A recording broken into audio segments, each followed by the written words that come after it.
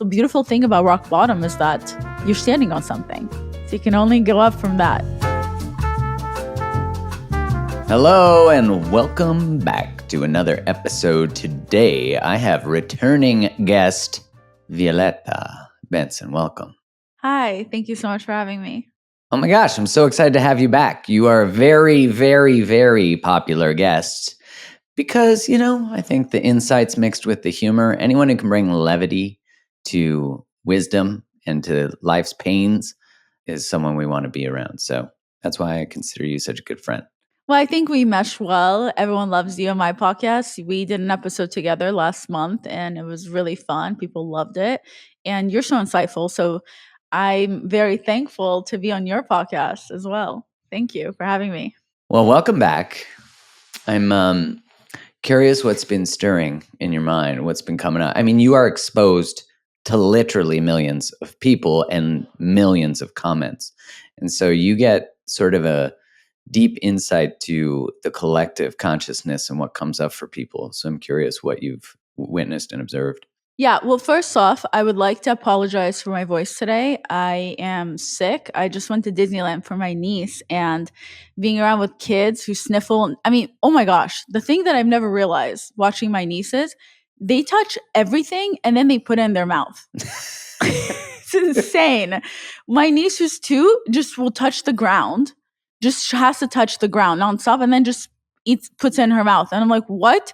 Anyway, and then on the car ride home, I'm sitting next to these two Petri girls. dishes. Yeah. And of course, I wake up and I'm sick. So I would like to apologize for my voice today. I'm doing my best. But if we can look past that, I would love to start off the episode with something that I get asked a lot.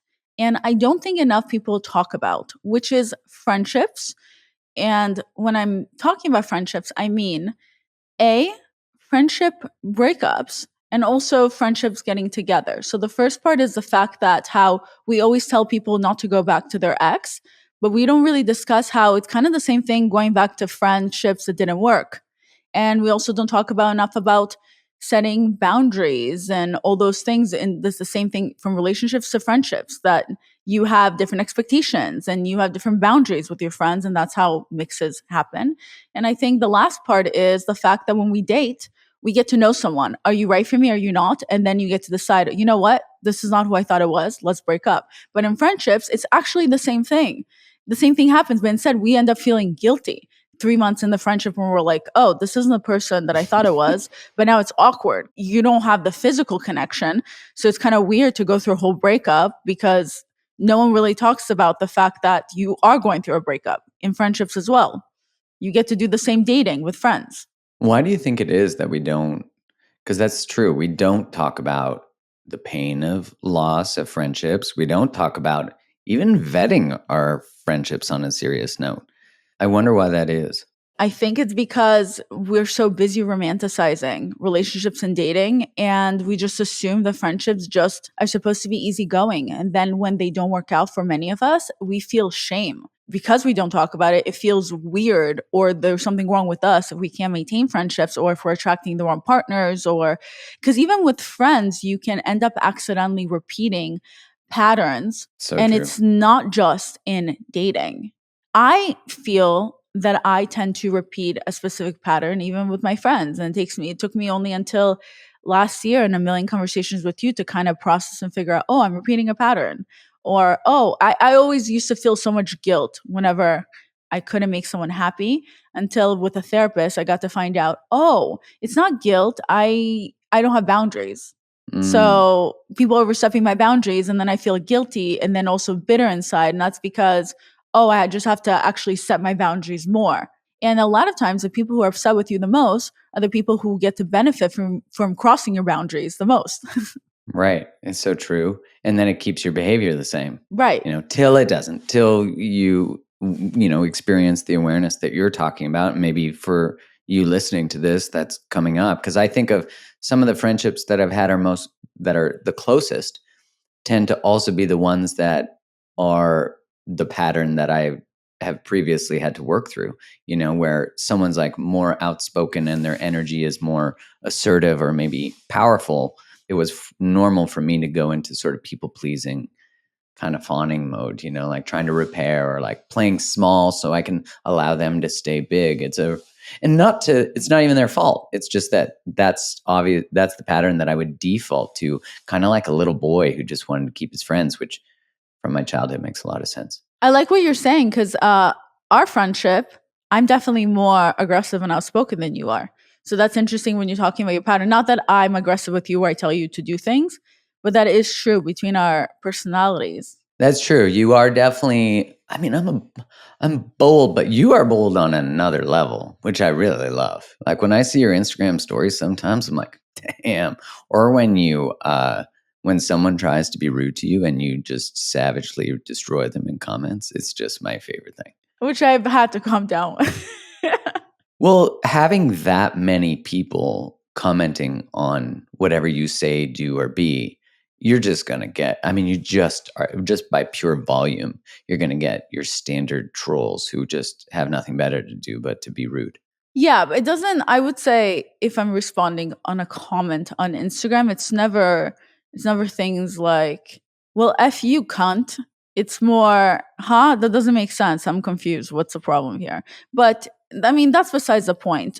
People who feel the need to comment regardless very rude things on the internet, more times than ever, it has more to do with them than it has to do with you. People just have to project. And unfortunately, not everyone sits around and tries to understand their patterns or how to become better and all So that. true. So they're not going to sit there and be like, am I projecting? Am I hurting inside? Is it actually not about this complete stranger that I want to tell them I don't like their haircut?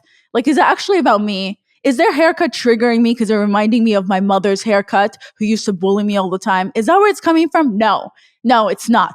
It's from the stranger. Hey, by the way, I hate your haircut, you stupid cunt. I hope you die. Yeah, I feel better for 2 seconds. I mean, just the level of emotional, just like abuse that occurs in the comment sections of things is just, it's bananas.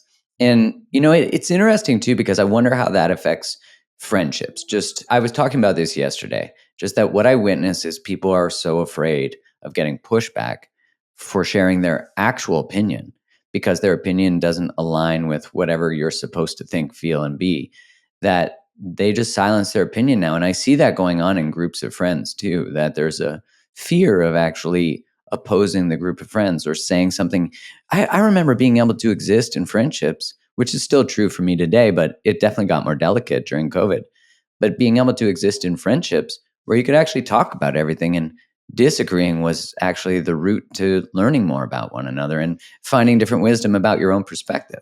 I agree with you on that, but I also think my mom basically recently told me that. I love your mom. Yeah, me too. All right, that's not even a mom joke. I mean, like, your mom is funny and very wise. Yeah, but she just taught me that, life is too short to stay friends with people that make you uncomfortable, to stay friends with people that you feel stressed around and all that. But I also think that people can't be everything to you. So I think it's okay to sometimes, it depends how passionate you are about certain things. Obviously, if you're friends with someone who, let's say, if I was friends with someone that had a different opinion with me about COVID, but we don't share it with each other, I would be okay with it. It doesn't bother Yeah, me. agreed. I think some people felt the need to just be outspoken and just share their opinion all the time to everyone and to get into these disagreements. But if you're not insanely passionate about something and this one person has one different opinion than you, but there's more positives and negatives in the friendships, then why do you have to bring that up? Just let it go. True. And you will have that other friend where you're both in agreement about one specific thing, and you can have that conversation with them. Like, for example, I had one friend that we had in agreement about a lot of different opinions. So I kept that person around. But in reality, our friendship was shit. There were so many more negatives than positives to the friendship. The only positive that we had was the fact that we hated the same things, which actually brought more negativity into our friendship, into our relationship, into our mental health. Versus, and as for stating opinions on the internet, there was a time where we didn't have to constantly state all of our opinions on the internet. I still don't really understand why everyone needs to share everything with one another. I don't actually give a shit whether or not you eat tomatoes or who you vote for. And I know it sounds crazy because everyone cares so much about who votes for who. I don't care.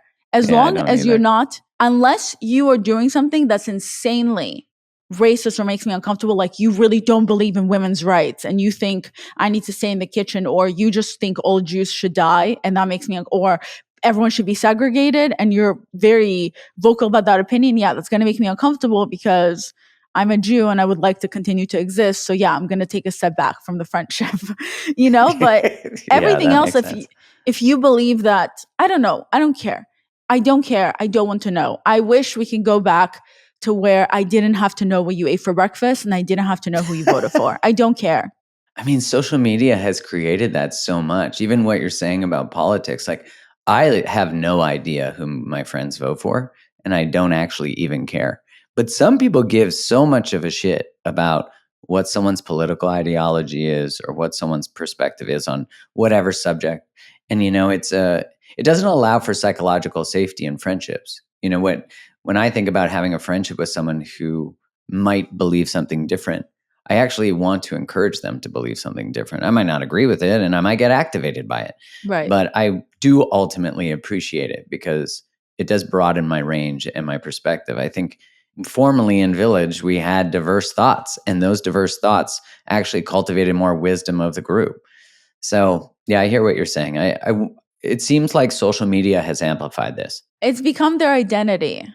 It's not Yeah, just that, absolutely. it's during the pandemic, people lost themselves, a lot of us, and people are still recovering from that. And research shows that it's going to take years for people to research. Our brains are not mentally capable of processing so much information so fast. So because so many things happened during pandemic or now in general, because the social media gives you access to every single thing that happens all over the world, there's so much Yeah. information, our brains are not processing it properly at the now time. So it's going to take us years. That's what it says. Research shows it's going to take years for people's brains to actually process the pandemic, which now happened a good minute ago. And I think it's become people's identities now. So their beliefs, whether it's politics, all that, it's become their identities. And unfortunately, the truth is nothing brings people together faster than hate. And hate is so easy. And hate expands fast, like fire. And that's the problem. And people don't realize, but if you want to get people talking about something, the easiest way is hate. And So that's true. putting people against each other, segregating people more into smaller and smaller groups, fighting about something. And you think you're so passionate about it because you care about this today, but the people you're fighting for don't give a shit about you. So maybe just focus on your inner peace because you've been through a lot. The pandemic was terrible for everyone. This is not a competition of who suffered more. It was terrible for all of us. So maybe if you're looking for compassion from others, maybe have some compassion for others as well and just chill. Just chill, just find some Chill. zen, just like take some time to repair for yourself. Yeah. That's such a beautiful invitation because people have been so activated in the last 3 years. Their nervous systems, our nervous systems are all wound up and we've been traumatized. We've experienced a collective trauma. And to come out of that, it's true because if you watch the news, what you were saying, social media gives you access to things that are happening all around the world that you never would have known about. And to be fair, you probably don't even need to know about most of the stuff. You're not going to go and change some of that stuff. But this idea that we're going to just take on every responsibility in the whole world. I mean, the world has always had stuff that needs to change. I don't think that's going anywhere. But social media, I think, has also rewarded presenting ideologies. Like you're saying, when someone presents what their identity is, this is who I vote for, this is what I believe, it often gets amplified. And so they get status, they get rewarded, they get likes. And, social media is really fucked with people's brains. Like, I don't know about you. I'd be curious to hear your experience. But for me, there was a time very early in social media where I was like, I will not post for likes. I'll post what I want to write and what feels true. But then there was a time when the algorithm got so different that I was like, oh, well, I can't post that. I need to post this. And I changed. I like sold out how I was doing it. Now I'm coming back to this experience of like, dancing for the algorithm ultimately doesn't work. You have to maintain some level of authenticity and integrity in the dance of that. So I'm curious how you do that. Because I mean, your stuff always has, relatively high virality and gets, I think one time you posted a story and then you're like, I'm so grateful for my daddy issues people. And it had like 80,000 views in like 12 minutes. I was just like, holy shit. When I post something like that, it's actually me doing that for potential advertisers. So I'm advertising myself. It wasn't actually to show off or to No, so I didn't mean it was showing no, off. no, I I just was like, know. that's impressive. But the point is that everything I do on social media, it's a business for me. So I try not to take it personally. Of course, I have those moments where I do take things personally, or, oh, this is not going to hit, or blah, blah, blah. But 90% of the time, I've learned to teach myself that social media is not real. I don't take it personally. So I post and then I log off. I don't really watch anyone's stories. I don't really, if it was up to me, as you can tell, my personal Instagram has the least amount of pictures compared to my podcast Instagram and my meme account, because I don't actually give a shit to post pictures of myself. I don't get a high from that. It doesn't make me feel good whether I'm going to get 5 likes or 1 like. It's not going to change how I feel about myself. If I wake up, I don't feel good about myself in front of the mirror, then I'm not going to feel good about whatever it is that I post. I don't need that outside validation. And yeah, I mean, told my sister this. If I didn't do this for a living, where I need to promote my podcast and other things on social media, I probably wouldn't have Instagram. It would bring me so much more peace. Not that I love Instagram, but I think it's important to not get all your validation from it. And also, once you realize you don't actually have control over the algorithm, and once you realize that Instagram or social media, there's actual articles that show that they push more controversy, or they push more people that pay them and so on, and you see all this stuff, it should make you feel better knowing that actually has nothing to do with you, the content you post, your looks, has nothing with any of that, that it's just by chance. So once you realize it's by chance, then just post a post. If it doesn't matter, if the algorithm isn't going to give a shit about you, whether you post something you're passionate about or something you're not passionate about, you might as well just post something you're passionate about. Right. So amen. If you're someone who struggles with getting a good sleep, then you're going to want to hear this. We all know that a full night of sleep is essential when we're working towards optimizing our overall health, right? In Cure Nutrition's Sleep Bundle, which combines their best-selling product, which is called Zen, and their most potent CBN, it is the answer to ensuring that you get that full night of sleep every night. Now, Zen is a blend of functional mushrooms, cannabinoids, and adaptogens, while the CBN product is a lesser-known cannabinoid that's found in the hemp plant. These supplements were designed to support the two most critical stages of your body's natural sleep cycle, the REM sleep and the non-REM deep sleep. Cured's raw CBN oil contains 30 milligrams of CBD, 5 milligrams of CBN, and a low dose of THC. The array of cannabinoids, they all work together to create what is known as the entourage effect, which means each cannabinoid works synergistically for greater efficacy than THC-free products. When it starts to kick in, you'll feel as though you're laying under a weighted blanket. It's wild. And once you're asleep, Zen, which contains reishi mushroom, magnesium, 20 milligrams of CBD, and ashwagandha, to ensure that your body is successfully cycling out of non-REM deep sleep into REM and back again. The best part, though, is that you won't wake up groggy.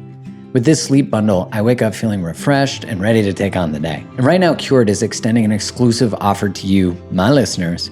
You can grab Zen and CBD in the sleep bundle and get an extra 20% off Cured's already discounted price by visiting curednutrition.com/createthelove and using the coupon code createthelove at checkout. With this extra discount, you're getting 36% off the regular price. That's CURED nutrition.com/createthelove and coupon code createthelove at checkout to save that extra 20%. People who use social media, especially for business, there is a personalization to it. So they're not thinking about it just strategically.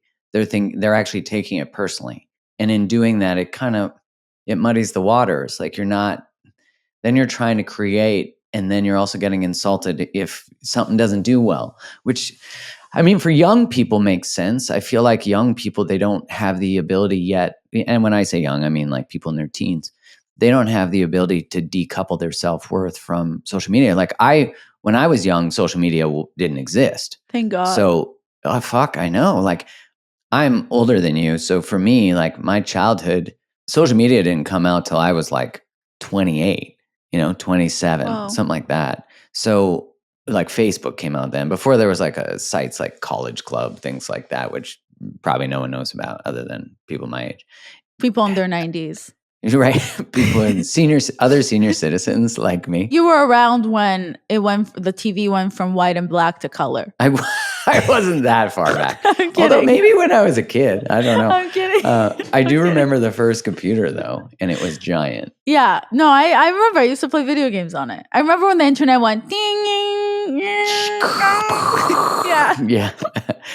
Well, I think about the world before that. And listen, I'm all for how technology changes worlds. And obviously we're chatting today because technology connected us. So I'm so grateful for the richness that it brings. And I've also really thought too, like the world before cell phones and the internet, you were just so with the world. Like you couldn't escape each moment. And while I think there's value to being able to sometimes escape painful moments, it's so hard for us now to even be with, like we're having a conversation. I'm not concerned about getting a text right now. But, a lot of the times I know in the research, even if your phone is face down on the table on a date, it affects the amount of intimacy and vulnerability you share because of the possibility of your phone, just that it exists. Wow. Really? Yeah.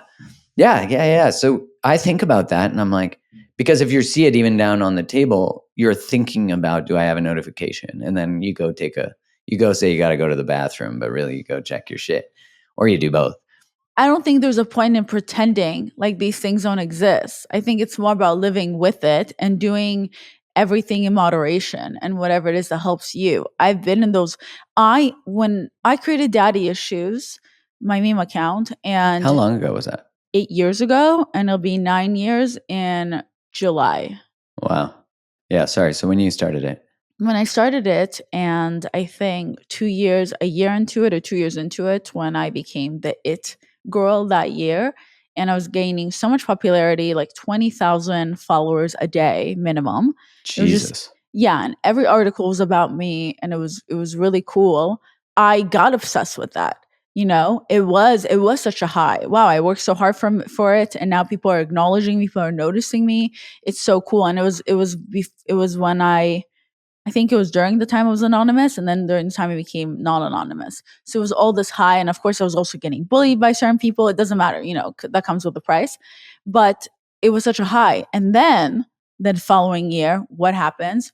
There's a new it girl or it people. And suddenly you're a little in the back burner, and suddenly people don't care about you as much, or the growth becomes stagnant.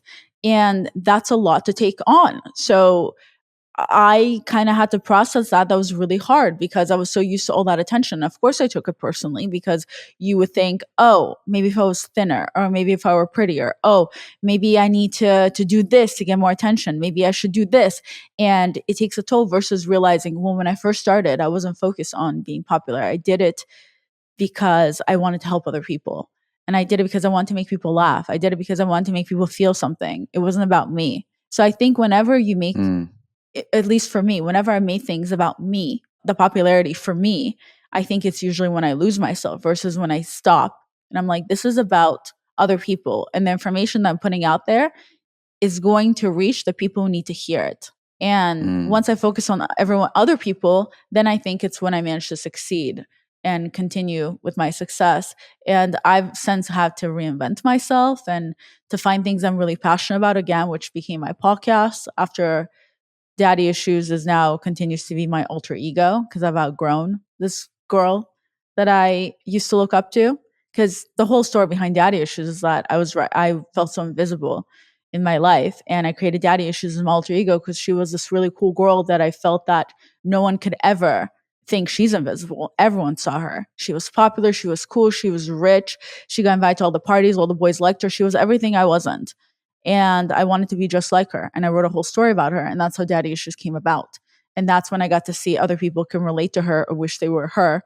And that made me find myself. And then the older I got, the more I realized that she wasn't as cool. She was actually insecure. She did actually want people to care about her. She was probably getting drunk and doing drugs all the time because that's what other people told her that's cool. I got to learn that no one knows who they are. Everyone's lost. And that means that you're cool by not caring about being cool. And then I outgrown her. And that's when I created my podcast the last 2 years. And my podcast is more diving into the mental health space. And that same thing, it took me a second to find my foot in it. And first I was trying to talk about sex and things like that because I thought that's what other people wanted to hear. And that's what will make me popular. And then I said, okay, V, focus again on what's going to help you heal and what's going to help others heal. Be true to yourself. And talking about sex in my 30s just wasn't true to myself because it's not me to want to laugh about, like sucking dick. Yeah, it's cool and great and all that, but it's something I would do with my partner. It's not something I want to do like in my 20s anymore. I don't talk like that. And if I can't pretend to be someone I'm not because it's obvious. So I dived into the things I cared about again, unlearning everything I grew up with what I thought love was, and the relearning what actual love is. And I'm still on that journey. And I get to share with my peers. And I think eventually, if you are passionate about what you do and you don't give up, eventually it does reach the right people. Even shows that you watch, sometimes you only hear about a show in the third season, and that's when it blows up and becomes popular. I think that's what sets you apart with whatever it is you're passionate about. It's the people who let failure, quote unquote failure, allow it to fail and they stop. Or it's the people who keep getting up again, reinventing themselves over and over and over again until they're finally in the right room.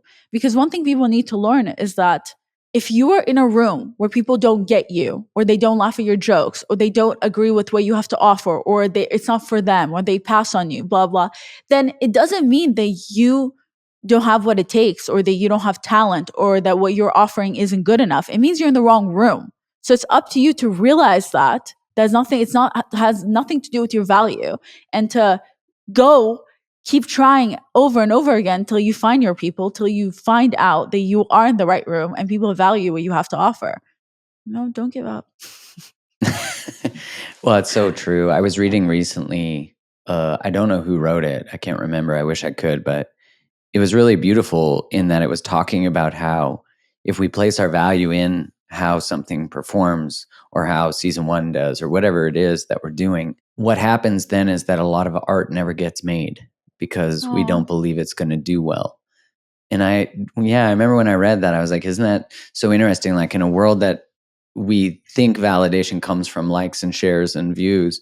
And so we don't think something's worth creating unless it gets that. And so a lot of things never get created now.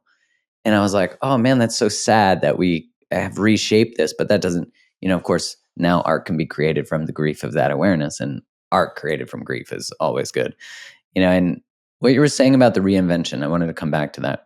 So in creating daddy issues, which I think is really fascinating, that daddy issues kind of represents what is sort of the ideal archetype of what we might envision or idealize on social media, right? Like what you were saying about the party is liked by everybody, rich, all the things. And then this recognition that in presenting that or making people laugh through that you see for yourself too, that value is not actually in that. Did you find that in that recognition or awareness? Did you find that you found value was actually in exploring your grief and the things that hurt and going, which is now, of course, what your podcast has turned into? Like, was there a richness and an awareness to your complexity that you all of a sudden saw it not as something that was broken, but actually something that was beautiful and worthy of being accepted and explored? Well, I personally believe that pain is one of the most beautiful emotions we can experience. I live for pain. I love it. But maybe that's also what people who feel deeply have to tell themselves to survive or to make it through. But I think in general, we have to tell ourselves these little pick-me-ups to kind of get through in life, because life is not easy. Life is not a straight line for anyone, no matter how much they pretend that it is. It's not. And of course, when I say the pain is the most beautiful thing, I mean, say that to somebody that lost their child to cancer. They're really going to believe me? No. So that's just something you have to tell yourself to get through life, to accept the fact that the people you love are going to die eventually, or the disappointments are going to happen, or you may go through the person you love may not love you one day.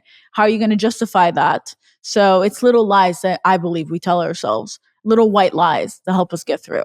When it comes to daddy issues, when I wrote about this alter ego, the cool girl, when I started posting the memes, it wasn't about, haha, look how rich I am. It was more about the things that I thought were wrong with me that no one else can relate to, and then seeing that that is actually what people relate to the most, whether it's being rejected when it comes to dating, not getting the job you want, being unhappy in the job you like, and things like that. So it was the cool girl posting, because me as a person who felt invisible, I felt too invisible to talk about things that bother me because I just assumed no one could relate to me. But as the cool girl, my alter ego that I'm writing about, I didn't feel the shame of sharing, because then it was in a weird way where I felt 6 feet apart from her. So if she posts about it and it doesn't work out, then it's not my embarrassment, it's not my failure, it's hers.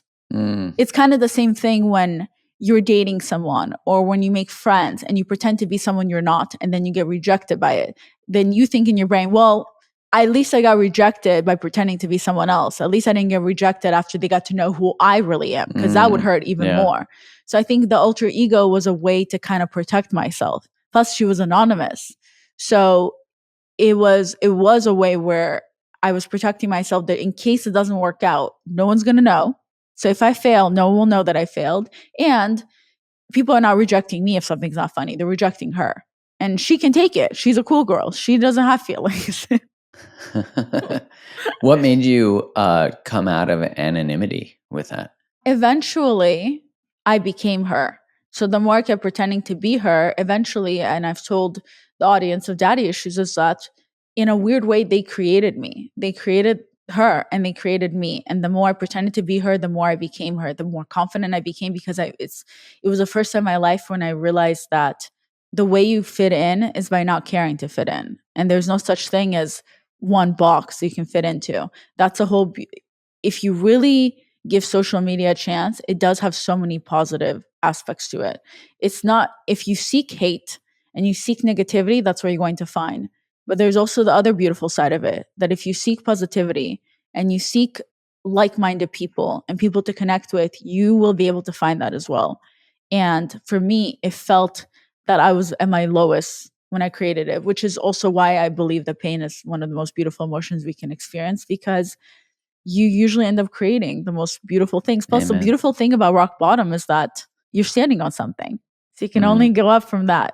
I agree. I think pain is one of the most powerful alchemists in terms of turning into creativity. Like, you think of all the best music, it's usually about heartbreak, or it elicits something in us. And I remember a friend of mine who studies music and psychology, she said that we listen to sad music to remind us that other people are sad too.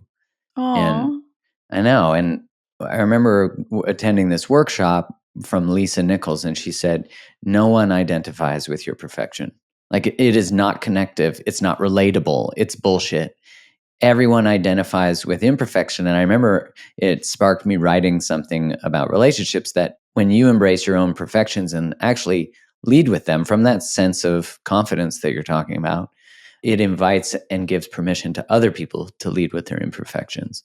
Yeah. And so it really is what connects us. Think about reality TV. People love when people fuck up. People loved when Britney Spears, had her first breakdown. I mean, it's sad that we love those things because we like what reality TV took over, because we wanted to see these people we hold on pedestals in their humanness, and I think that's sometimes a sad thing we do about people in general, but especially celebrities and people on the internet, is we hold them on these pedestals, and when they are humanized, we're disappointed in them. But it's really the expectation we've created that creates this idol, and I've certainly done that. And then you find out the humanness in someone and you're disappointed, and then you realize that you're the one that created it.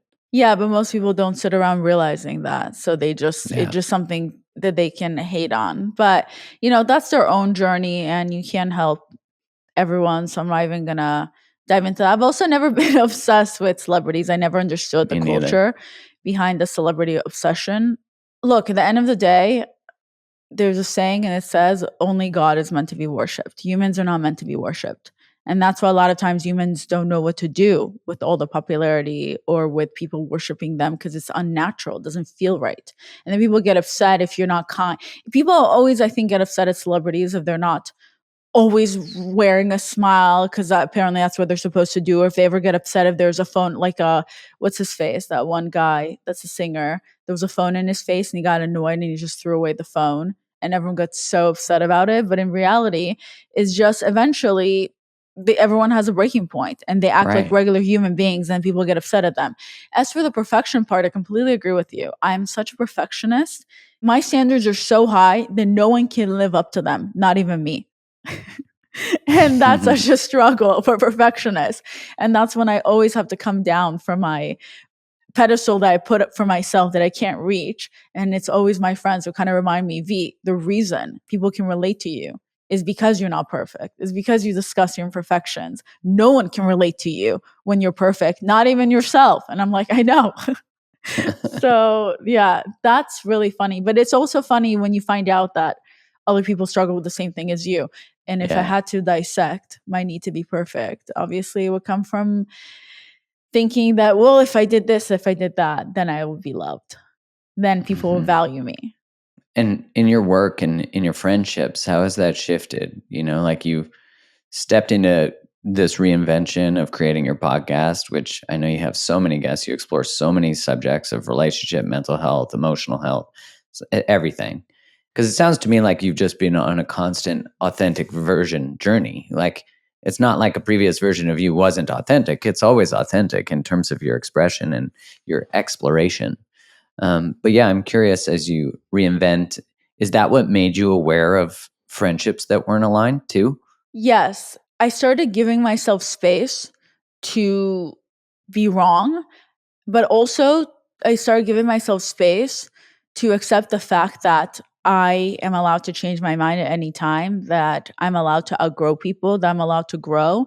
And one thing that happens when you start becoming your true self or better understanding yourself or doing the work on yourself is that you will attract everyone. So it's not you're just like, oh, I'm only attracting shitty people, I'm only attracting great people. You attract everyone. And a lot of people, when your aura starts to shine, or when you are seem to be very helpful, or when you're so focused on yourself, a lot of people are going to want to be around you. So true. And that's something you just have to accept, and you have to be okay with the fact that you're going to let a lot of people down by putting yourself first and choosing your mental health first. I think that's a struggle for a lot of us who are people pleasers, especially growing up as a people pleaser, myself included. It's hard for me to say no, but I've been learning a lot from my mother, who's now teaching me that, life is very short and you have to put yourself first, even if that means disappointing other people. And honestly, at this point, I rather let other people down by being honest with them and with myself that I don't have the emotional capacity to give them what they need versus having them stick around, them feeling happy because they get to cross my boundaries constantly, and then me just feeling constantly anxious and unhappy because they're constantly crossing my boundaries. So, Hmm. like, I just now experienced that this morning, where yesterday I had to kind of put a stop with a friend. I saw the red flags, and this time I decided to not continue. And I tried to tread carefully, but people just don't listen. People only hear what they want to hear. And this person just kept saying, "Well, a good friend would never say that. A good friend would never judge me." And I said, "Hey, are you paying attention to what you're doing right now? This is textbook gaslighting. We both had different definitions of what a good friend is. That's great that that's your definition, but I'm telling you right now how I felt. So you can't disregard my feelings or how I felt and tell me that that's not correct or real. I keep telling you, you're crossing my boundaries, and you keep being upset because I'm not delivering what I need to when I'm telling you I'm unable to deliver what you need from me. Well, I just feel like I deserve this and this. Yes, 100%. You Great. deserve all of it. But I'm telling you, I can't give you that. So I don't know why you keep asking me for that still. And it's so fascinating though when this happens because it opens my eyes up because I've been on the end of both sides. So when I Yeah. see that with my friend, it reminds me, oh, now it makes sense when I've been on the other end and I'm demanding someone to give me the attention, the love, the validation. I was crossing their boundaries. They actually Mm. didn't care anymore. And here I am asking all the wrong people for what I needed when in reality, you don't need to ask people for what you need. The people who mesh well with you will already give that to you. But we're always, for some reason, standing in front of the people who won't give us what we want or need. And Right. those are the people we demand it from. The strange irony that we pursue people who wound us in the same way that we're familiar with. When someone else is standing like behind them, like, hey, you could just express what you need to me and I'll give it to you. And we're like, nah. But the only, it makes me think of this quote from Rachel Maddox where I shared it recently on a solo episode. Every no creates space for your sacred yes. We don't really consider how powerful a no is, because when we stop putting energy into friendships like the one you're talking about, now our energy is directed towards what we want to create and what's possible. We also are protecting our energy on such a high level, because engaging in friendships like that are conditional, very conditional. Like, if you give me these things, then we're good. We're optimal friends. If you don't, then you're not. I'm going to use shame and guilt to try to get you to get back into the behaviors I'm comfortable with. And Right. I've been learning this recently as a recovering people pleaser, that when someone else is upset with the boundary or the expression I'm having, it doesn't invalidate the expression. Like, it doesn't invalidate what my truth is. And also, they can be upset and we can still be good. That's the other thing that I've noticed just in repairing with people very close to me, that I'll often just explicitly say, I can be upset about what's happened and I still love you. Like, I'm an adult. I can handle this emotion that's coming up for me and I still love you. Because so much of my fear as a kid, or what I experienced, was that if I create emotional upset, then they won't like me, then the relationship's not safe anymore. Or if I'm upset, they'll feel so bad that I'm upset that they'll get defensive or gaslight or want to repair. And I'm like, it's good. Like, we're good. I'm upset. You're upset. We're still friends. Or maybe we're not, depending on the circumstance. Normally, I would have the guilt. Whenever I upset someone, I feel so much guilt. And then my first instinct is to say, you know what, forget about it. It's fine. It's fine. But this is when I'm learning where I have that instinct to stop myself and to just stop. No, because my first instinct was a correct one, where I needed the space, where I needed to take a step back, where I'm not going to allow the shame or the guilt to guilt me. And I'm very proud of myself now that I'm able, very recently, to be able to do that and to kind of put myself first. And Hell also, yeah. those other people, they're also not wrong with how they're feeling. Right. But they should go find whatever they need from someone else. Because the truth is, no one has power over you. You only give other people power over you when you need something from them. And I think a lot of people don't realize it. You only have power over me if I need something from you. If my feelings are hurt by you and I can't let it go and I'm upset and all that, it's because subconsciously there's something I need from you. So, for example, with my current friend, the reason I'm okay with it is because I don't need anything from the friendship. The reason my friend is so upset because they want to continue crossing my boundaries is because they really benefited from crossing my boundaries. They need something. And when you need something, and I'm talking about whether it's validation, love, connection, connections, a shout out, whatever it is, that's what's really shout out. So true. Whatever it is. But if you were able to release that, you will realize that that person that doesn't hold power over you. You wouldn't be as offended. You wouldn't be as upset. You would be able to release it and allow things to just happen. That's a powerful reflection. I think that a lot of people will relate to, is as soon as they stop sourcing whatever they're sourcing from the relationship, even if it is connection at the cost of themselves, just acknowledging that they're needing something, and because they're needing something, that's creating an energetic hook that's keeping them stuck in codependent, maybe sometimes abusive dynamics. It's hard to admit that, though, but it's true. People only hold power over you if you need something from them. Here's an example. I liked a boy forever ago, and to show him how much I like him, I helped him out by using my connections to give him something. He then took it and didn't thank me, just continued on his way and did his own thing. That hurt my feelings. And I got upset and I called him out about it, and then he, thanked me, but it was in a way where I forced him to thank me. And I'm in my head like, what an asshole, blah, blah. When in reality, he held power over me and he had the ability to make me upset because I did something for him in the hopes that he would like me more. Because I needed the validation and the likeness from him. I thought it would mean something, but it didn't. He said, thank you. and went on his way because, you shouldn't do things for people with the expectations to get something in return, but we're only human. And just because I life coach and do all these things doesn't mean I don't have those moments where I don't notice that I'm doing things like Of this. course, And you're human. exactly. And once I took a step back and I realized, why am I so upset by him? Oh, because I need him. I needed his validation. I needed him to say, good job. Wow, you're so amazing with your connections. We should date. I needed that from him. Yeah. So once I took that away from our dynamic, I took away the power that he was holding over me. And I was like, you know what? Who cares? He's really nothing special. He can have my one-time connections and off I go. And I also learned my lesson to stop proving to people why they need to like me. Because I have this thing where I will do everything in my power by using my connections to help someone in their work, a man, usually a potential partner, because I think that's the only way they're able to like me. When in reality, I should also give them the space to just get to know me to see if they like me, or Free from those things, of course. or I shouldn't want to be with someone that only likes me for my connections. Amen. I should appreciate myself enough that I have more to offer. But I think in that moment, I forgot. I was like, how can I compete with all these other women who like this guy, or all these other attractive women in this world? Oh, I know. I can show him that I'm valuable with my connections. Maybe then he'll like me. So I think, go to therapy, Violet. It's your daddy issues. Figure that part out.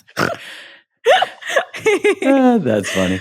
Yeah, we do that. We think that I see that a lot as a red flag in dating, where someone will, at the very early part in dating, often a man, but sometimes a woman, will take them on a lavish trip, buy them a lavish present very early. And I'm like, red flag. Has no one watched Tinder Swindler? It's a great model of like one woman who sets some boundaries and another woman who gets captivated.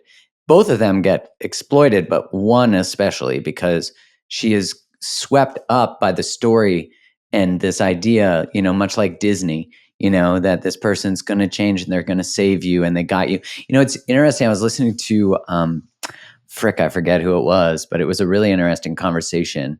And they were saying that the model of the story that we've been sold about love is that there's going to be this bad boy, billionaire, cop, CIA, like military, like this overtly aggressive masculine or exploitive masculine. And I'm not saying all people who do that are that. I'm just talking about the archetype. So this archetype of badass male who isn't in touch with his feelings, but if he meets the right woman, he softens. And think about 50 Shades of Grey. It's like exactly that. That's one of the most popular stories of, it's like porn for the female mind, which is really, so we have these fantasies. And I just see that same sort of like sweeping gesture that people get captured by. And it's like one of the greatest things you can do to find and create great partnership is to actually be in charge of the pace yourself. Like not allow someone else to dictate the pace, because that's a very unconscious way of people pleasing and a very unconscious way of waiting to be chosen, which most people date waiting to be chosen, not seeing like, fuck, is this person a good fit for me? Like, I think that's, I used to be like that as soon as I felt a connection. I'm like, oh, I guess this is it. This is the one, I agree. But this is where I would like to interject and say and say that this is not just with dating. This is with friendships as well. Yeah, and again, so the thing that we don't talk about. For example, I always go back to old friendships because I think, oh, well, they know me, or I think, well, things will be different this time, just like we do with exes, because everyone says, don't go back to your ex. No one tells you, don't go back to your friends. But my sister, every time I do that with a old friend, because it just feels comfortable, my sister says, oh, how's that working out for you? And then every time it stops working out, she goes, I told you. And even recently, she said, people don't change. And I was like, I think they do. Maybe they do, but she's sometimes. right. People mostly don't change. Like, for example, the way I reacted where I suddenly needed space, that is my go-to thing. I thought about it and I realized, oh, in that way, I haven't changed. That is what I do. Like you react and then push away. I react in the way that I sit and I think about it. I'm silent. I start being silent. The other person notices. And then I'm finally honest and I say, hey, I would like to take a step back. I always been the person to not communicate and then ask for a step back. I haven't changed that light. It's a good move. I mean, it works till it doesn't. There's a Yeah. really interesting therapist who talks about, they call them vulnerability cycles, and that being one of them. Like, we withdraw, and we usually learn it as kids. People come towards us. What's wrong? That was me. I'd like go to my room, sulk, or like hide or whatever, and then mom would come. Oh, are you okay? And it works till it doesn't, right? Are you okay? And then I'd get to share what I'm actually upset about instead of being forthright with it. I mean, I hear you on that. I think that's very human. We have to learn where the boundary needs to come in earlier, right? And then that's the growth. Yes, but with friendships, I've noticed that, because we're talking about the dating and the patterns, you can repeat a childhood trauma in friendships as well. And that's what I'm trying to kind of express. I think I tend to attract friendships where the woman has mommy issues, and I attract that. Daddy issues and mommy issues. And I've only started to notice that recently. And even with my recent friend, I said, because she would always tell me every time she would do something, she will say, oh my God, so I did this and this today. And I've noticed I always need to tell her, oh, good job, good girl, you're doing really well. Yeah. And I started to notice I'm doing that with one of my friends. And that's when I was sitting there and I realized, oh, she's repeating a pattern with me. She always needed that validation from her mother. That never happened. And now she is drawn to women who are more similar to me, who are very aggressive. And no matter what she will do, she will not feel good enough with me. And that's why she goes out of her way to try to prove herself to me. And that's why I constantly have to tell her good job, because she's repeating a pattern over and over again with me and other women like me, hoping that the outcome will be different this time, that this time we will be proud of her, just like her mother wasn't. So when I try to bring that up to her, it did not go well because she didn't ask for my advice. She wasn't like, hey, I don't need a therapist. Yeah, she was like, don't want to talk about this. Why are you bringing this up? That would be very like, confronting, though, to be told that, which, don't get me wrong, it's still a truth. And I think friendships that are especially valuable, I think there's different friendships for different things. But I think of friendships that are especially valuable are the ones that call you towards the truth of your growth. Well, sometimes people are not ready to see what you're seeing. And I've learned that. You're like, yo, you got mommy issues and you should start an Instagram account called Mommy Issues. She's like, what the fuck? Yeah. So when that didn't go well, but then and the more I take a step back, the more every time I have the same pattern happening with my friendships where some of these women end up attracting, they always go, when I'm like, I need space, they're like, you're afraid of love. You're afraid of being loved because other people fucked you over, but I'll never do that to you. No one will ever love you the way I love you. And I'm like, oh my God, you girls are all repeating a pattern and you're not seeing it. And I can't be your fucking mother or your fucking therapist or your fucking dad. Hello. I'm curious, is part of your pattern to be the one who does, like, did you have to affirm a parent as a kid or like? We always go back to that, but no, I didn't. I just wonder why you find yourself in those power dynamics.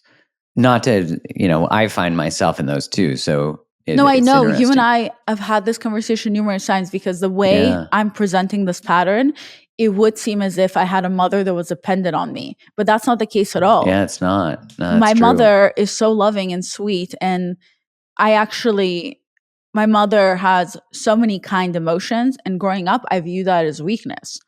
And it's my father that I thought was so strong because he never showed emotion or loved me.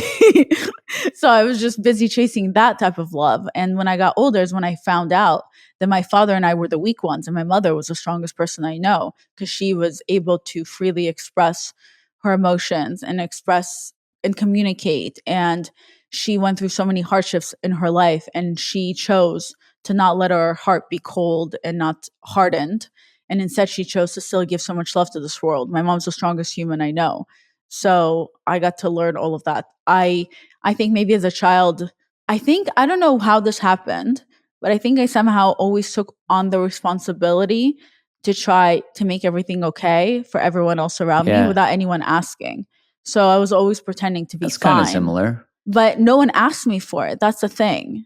Well, yeah, that's a natural thing for a kid to be if you notice the system needs someone to make everything fine because the system feels unsafe, that's a role you just unconsciously take. But, if you feel like when we're younger, if we feel like our mother didn't stand up enough or she was too complacent, even though we recognize as adults that there's value in their emotion and they were actually really beautifully sensitive, there can be the desire that we want more balance. Like we want someone who's emotional with a backbone, someone who's emotional who's like stands up to the dominant emotion. So that can be it. I don't think you need to pathologize it, because you're changing it anyways. I think it was more, I was a very emotional kid without knowing I'm an emotional kid. And I've always been able to feel everyone's emotions. So I've always been able to feel when something's not right.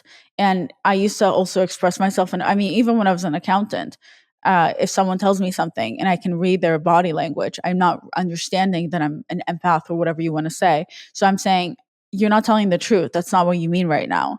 And people used to, I remember, and this is like one of my 20s, people would get upset at me because they're like, Violetta, that's inappropriate. Why are you saying that? And I'm like, well, I can tell that their words are not matching You're what like, they're this feeling. ledger doesn't make sense.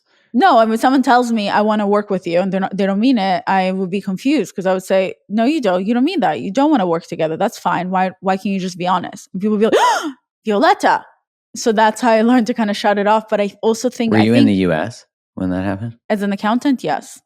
But I think when we moved from Israel to America, and I got to grow up with a sister who was always seeing the glass half empty, my father always seeing the glass half empty, it kind of forced me in a weird way to be the positive one and to take on that responsibility without anyone asking me. So when we moved to the US and my sister's going to school, she hates it and she's complaining to my parents, even though I was going to school and I was a loner and I had no friends and I would just eat in the bathroom. I didn't want to stress my parents out more. So I started taking on that responsibility where I told my parents, oh my God, best day ever, another amazing day in school. And I would just keep the crying or the sadness to myself because I just wanted to make them happy.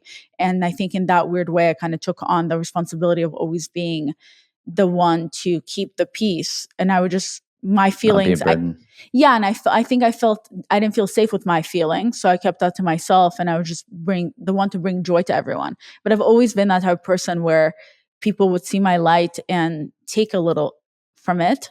And I've even expressed myself that as an adult, I think my innocence, my light got taken away from me without my permission. And only as I got older and I became a hateful teenager eventually.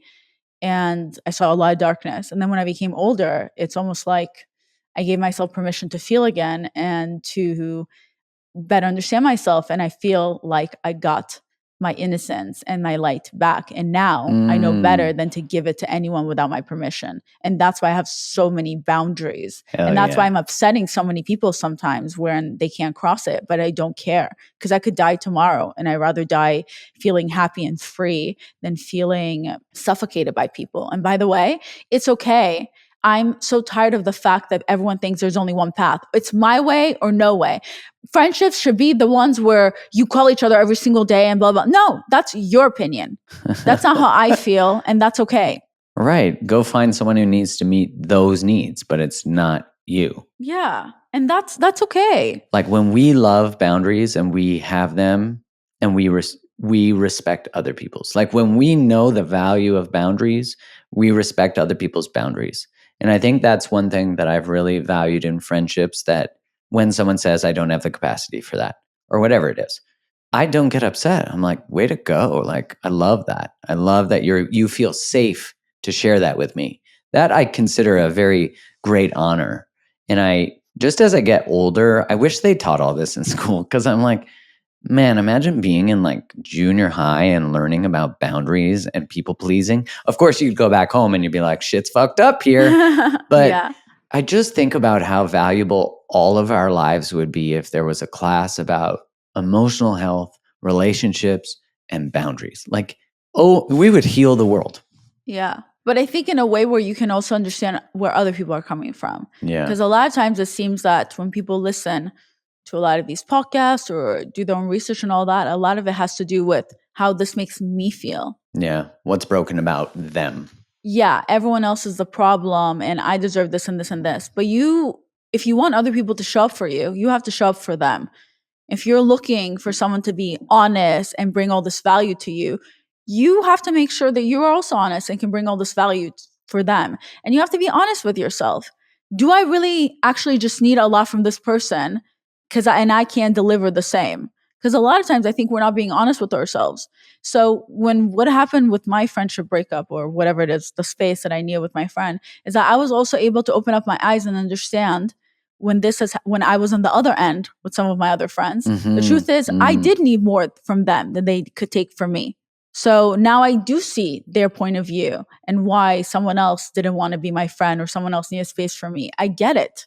So I think that's the important part, where it's not just about it's everyone else's fault. It's how can I learn from this?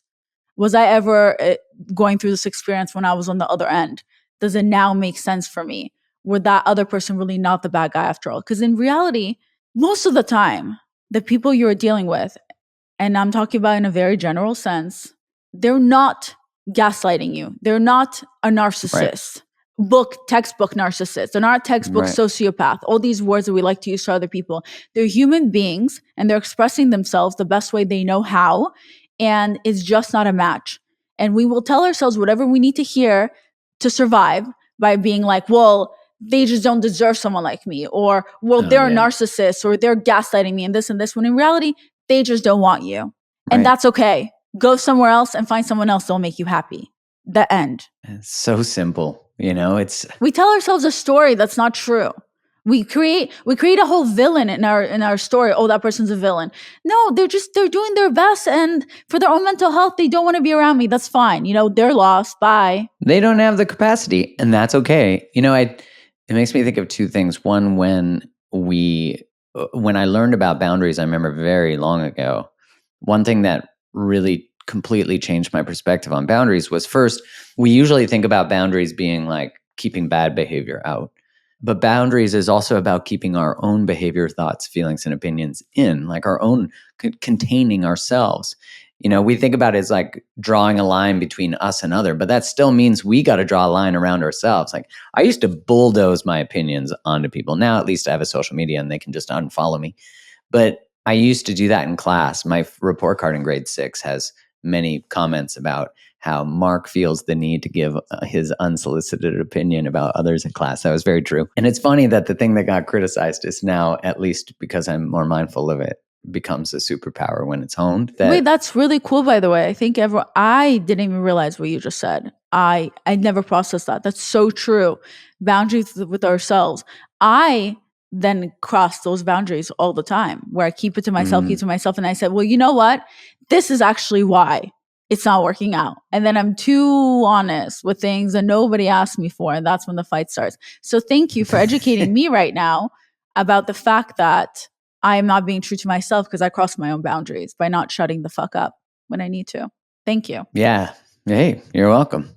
I think for me, I used to be very reactive in terms of my boundaries because I didn't share them so early. So I'd be like, doormat, doormat, doormat. And then I would call it the pressure cooker because I'd pop.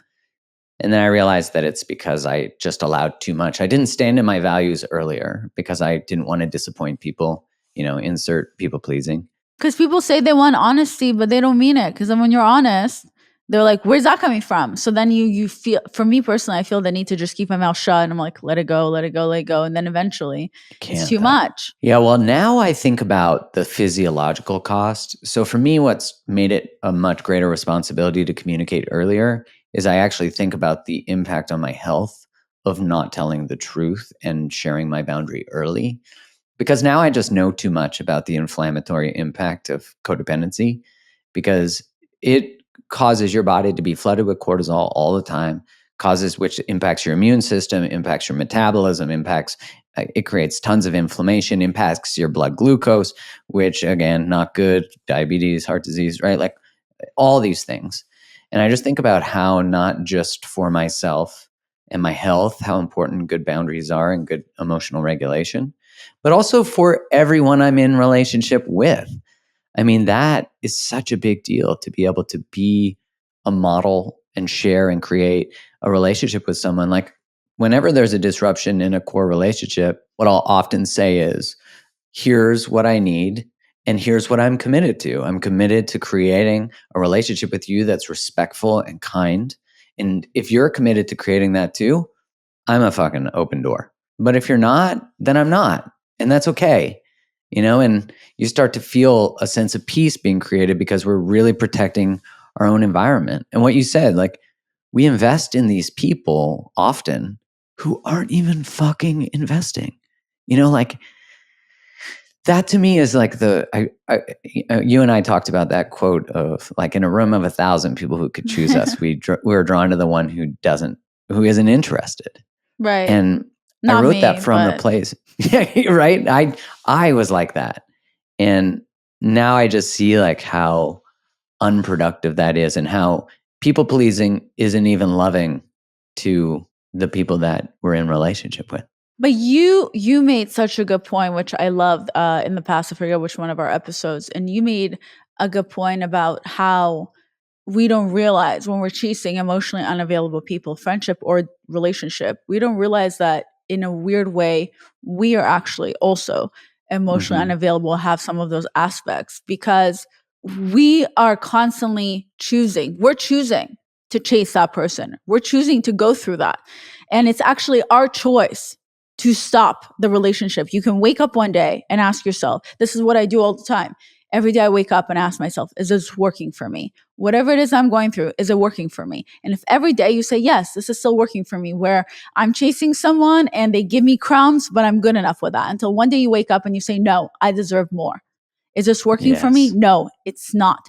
And then you can make a choice and you can stop. And when you stop, you're free and you can release yourself. I was in a relationship with my ex for 8 years or so, on and off. He never loved me the way I needed to be loved. Okay, let's be honest. When it comes to your childhood trauma, regardless how amazing your childhood was, one of your parents will somehow accidentally give you some type of trauma. It doesn't matter how great both of them were. Even if your mother loved you, she may have loved you too much. And as a man, you will then accidentally be turned off by women who remind you of your mother, but you will end up dating them on accident. And then you won't love them enough It's because so they remind true. you of brother. That's a whole thing, But that's besides the point. So the point is that the first person in your life who will break your heart, if it's the opposite sex or same sex, whatever it is that you're into, is your parent. So me, the first boy to break my heart was my dad. And after that, as I was growing up, I kept trying to date men similar to my father, because my little childhood brain was revisiting a trauma and hoping that this time the outcome will be different. And this time, this boy will love me. So I dated a guy who had the emotional capacity of my father, which was very emotional and available. And for 8 years, I did everything I could to impress him, to make sure he's proud of me, to make sure that this time he will love me instead of just working on my relationship with my father. Until one day I woke up and I realized this boy will never give me the validation that I need, because it has nothing to do with this boy. It has to do with my relationship with my father. And I don't need that validation anymore because I love myself. And you know what? For fuck's sake, that needs to be enough. It needs to be done. And I let it go and I stopped loving him because I never actually loved him. And I didn't need the validation. He didn't hold power over me anymore because I didn't need that daddy validation from him anymore. I had it with myself. And that's the day that I also decided to work on my relationship with my father. And how did I work on my relationship with my father? I wasn't scared anymore to be rejected by my own father, which is such a weird concept for a lot of people to understand, that It's a powerful shift. you fear getting rejected by your own parents. I said, I'm going to start telling my dad that I love him, and I don't care that I'm not going to hear it back. I don't feel rejected because I know he loves me in his own way. And I started doing that nonstop until one day he said it back, and I worked in my relationship with my father. And when my ex kept trying to come back, I said, no, thank you. I've seen that movie. I know how it ends. And I don't want to see that movie anymore. I'm good. I'm ready for a different movie. Bye. Amen. Writing a Amen. different story. Well, I'm grateful that I get to be friends with you and witness you as you write this new story. Thank you. Which I'm about to be a father, which is wild to think, in a month at the time of this recording. Yeah, it's wild. And I interviewed Dr. Shafali yesterday, she teaches conscious parenting. And she said to me that because I was talking about my nephew and I wanted to play with him, he's 15 months. And my nephew was like, kind of gave me like, I don't want to do what you want to do. Like I was like, let's play with these blocks. And he's like, no. And I could feel a part of me feel rejected. And of course I was mindful, this is a 15-month-old, this isn't rejection. But she said to me that when you feel rejected, abandoned, or unliked or unloved by your child, which she said often comes up for parents, especially fathers early on, because the child has a a greater bond with mom, which makes sense survival-wise. She said it's not that the child has rejected you, it's that the child is reminding you of an emotion of a time you felt rejected and you haven't processed it and you haven't sat with it. And I was like, as she was telling this thought, I was like being reminded of all the, like, I was like, oh, fuck, my 15-month-old nephew just reminded me that I have unprocessed rejection. Yeah. And my God, what an awareness. Because you can't sit with a baby and be like, or a child, a 3, 4, or 5-year-old and be like, okay, I need you to understand that you right now are hurting my feelings. Can we talk about this? They're going to be like, what? Daddy has rejection issues. And you have to never say no to me so that I can feel emotionally regulated. It's different. With adults, we expect some type of responsibility for our feelings, even though they also don't owe us anything. But with children, it's kind of the innocence where we have to understand that, it's really one way. I mean, for example, I spent the whole day at Disneyland with my niece, both of my nieces, and one of them is her birthday. She just turned 5, and we were so tired. We were on our feet we were awake. We were up from 5 a.m. and then we got home at 8 p.m. So when we're getting back home, I'm finally giving her presents. I gave her 6 gifts, 5 for being 5 and 6 for next year. And I'm tired, but I'm so excited to give it to her. She had no expression. And then the last gift was the best one. And I say, Mia, it's a Dolce & Gabbana dress. Look, because me as a kid, we were poor. No one would ever be able to afford to buy me something like that. So I'm thinking, so now I'm finding value with a gift, because that value then shows, look how much I've achieved, that I'm able to now give my niece something I was never able to get, even though it's just a gift, has no real value. I spend time with her, maybe that's what, as a child, or my sister values quality time way more than gifts. So my sister doesn't get it and my niece is not going to get it, but I'm like, look, Dolce & Gabbana dress. And you could just see how much she could give a shit. She doesn't know what Dolce & Gabbana is. And she just because she's thinking, how can I play with this? It's just a dress, But I'm like, I got a matching dress as well, but not Dolce & Gabbana, because I didn't want to spend that much money on me. But you deserve it. Do you like it, Mia? And she's like, thanks. And I was just like looking at my sister like, are you joking? Are you kidding me? But then I understood it's not personal. It's because I thought I would get some validation like, yes, you can afford it now. Look at you. You made it. You made this happen. As if the 5-year-old niece gives a shit. She wouldn't care if it was a Target dress or a Dolce & Gabbana dress. I did it for myself to show that, look how far I've come. It wasn't for her. It was for me. Yeah, it's so interesting to be able to sit with that, hey? To like witness yourself in the experience, which is why I think children are such amazing teachers. Because Dr. Shafali was saying to me, like, oh yeah, you think romantic relationship is teaching you. She's like, get ready to have a child. And I was like, damn. But also, I think the cool thing about children is that I better understand them, especially watching my sister with them, is that we can't, I think parenting is changing nowadays, and parents are more aware of their kids' emotions and they care more, but we can't minimize children's emotions either. Because a lot of times we watch a child get upset if we take away their toy or whatever it is, and they cry, and you're like, hey, stop crying. It's not a big deal. But we don't realize that is their world. Like, for example, in Disneyland, my niece's world is going to school, hang out with her friends, and then celebrating her birthday at Disneyland and getting to dress like a princess and having a wand. So when the wand is taken away from her for her sister, that was her world. That's all she knows is her birthday, Disneyland, and the princesses she watches every day on TV. The wand was everything for her, and it got taken away, and she's going to cry. It is a big deal.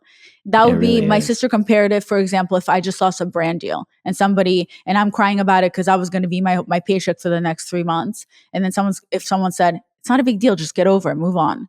To me, it's a big deal. It's my world. It's my livelihood. Just like the wand is for my 5-year-old niece because she wanted to be a princess today. It's interesting, right? Right, because we don't think about it through the eyes of that. Someone said to me the other day too, when a child gets upset, often the reaction of the parent is, you're not sad. Like, you're not mad. Like, they try to change the subject, right? Like, distract the child with like a candy or something else. And I was thinking about that. I'm like, is that why I really loved sugar as a kid? Like, did every time I get upset, did someone give me like chocolate? And then all of a sudden I was like, oh, I have emotional problems. I'm going to go eat. Because that was definitely what I Probably. did. Me Yeah, as a too. kid, I'd like go in Canada. We had 5-cent candies, which are like gummy candies that were in a container. Which who knew what else was in the container from everyone's greasy hand? But you would go and like 5 cents of candy. So if you got like an allowance, I'd go spend like $2 on 40 candies. Meanwhile, I'm getting jacked up on high fructose corn syrup. And like, you just think of all the fucked up things we've put in our body because the world told us it was actually not toxic. And then you look back now and you're like, we were in the generation, especially me, but no, 80s, 90s especially was bad. A generation of food that was total shit. Well, we're also in a generation where our parents continued whatever trauma they took on. They put it on us without realizing. And now we're more in a generation where we all, therapy is not, because, in Russia, for example, my mom told me that actors used to be buried in a different type of cemetery in Russia Really? than where regular humans were, because actors were the definition of actors, even though people enjoyed their movies, was that something's off with them, that they are able to pretend to be someone Really? else. So it's a mental health. It's a not disability. It's a mental illness. So they would be That's buried. so interesting. Yeah, they So would be culturally, Russians buried them in a separate where place. mental illness is. So therapy, same thing. You have a mental illness if you need to go to therapy. It's not normal. So my mom was such a good listener because her friends would go complain to her, and she was in a way their therapist without them actually going to therapy. And now we're in a culture where it's becoming more normal to start to go to therapy. And even couples, they go to therapy before they have problems, because therapy is meant to help you now, not when you're actually Right. deep down. Not in the fucking crisis. in the ground. Like, therapists rescue us, and they're like, Yeah, exactly. So I think all of that stuff is really interesting. It really is. I think the shifting world that we're in is so amazing because we have access to so much more information than we ever did, which, as you said earlier, and I totally agree with, can be very overwhelming if we're not intentional about where our attention goes.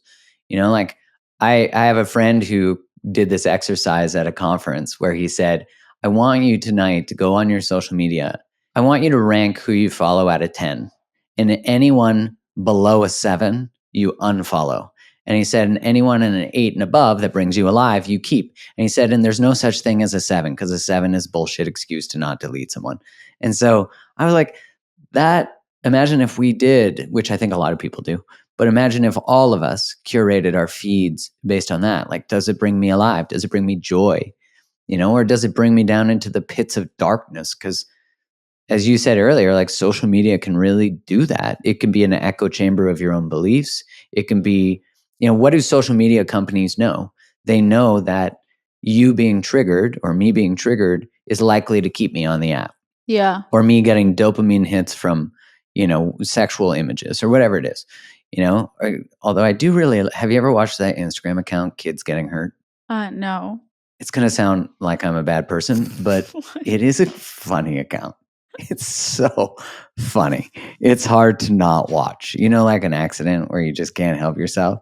Like, it's funny. I will tell you that the funniest part is that, I think on my episode last month when you came on my podcast, you were talking about how nervous you are to be a father. But I think once you realize that you are going to fuck up your child's life regardless, and not in a bad way, in a way that you will bring trauma. Dr. Shafali said that to me. She said the same thing. Yeah, you will bring trauma to your kid regardless, no matter how perfect you try to be. Your kid will still somehow one time heard a no or even a yes when you shouldn't have given a yes, and you will still somehow bring trauma to your kids. So I think once you accept that and you understand that you will do your best and somehow your kid will still, quote unquote, come up a little fucked up, but hope for the best, then that's, you can just release and let go and everything will be okay.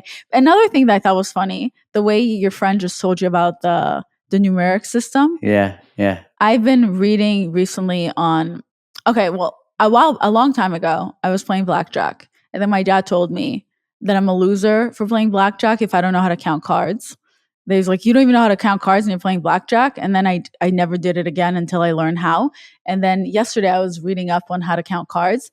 and they have the same numeric system we just talked about. So anything below Yeah. 7, it's a -1. So then that's how you, and then 7, Oh, 8, 9. interesting. Yeah, 7, 8, 9 is a 0. It doesn't count. So like your friend just said, anything a 7 doesn't count. 7, 8, 9 doesn't count, 0. And then 10, 11, all that up to ace, that's a +1. So it's kind of the same numeric system That for is blackjack. really interesting. Blackjack Yeah. and social media.